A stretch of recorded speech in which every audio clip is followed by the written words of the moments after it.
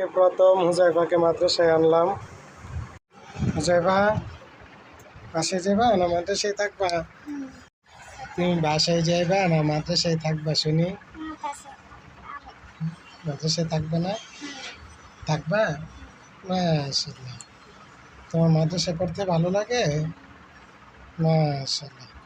আল্লাহ আমার ছেলেকে বড় হাফেজ, মাওলানা, হক্কানি, রব্বানি আলেম হওয়ার তৌফিক দান করুন। সকলে বলুন আমিন। আব্বু, তুমি সূরা ফাতিহা পারো? মাশাআল্লাহ, একটু শোনাও তো। শোনাও। বিসমিল্লাহির রহমানির রহিম। আলহামদুলিল্লাহি রাব্বিল আলামিন। বলো।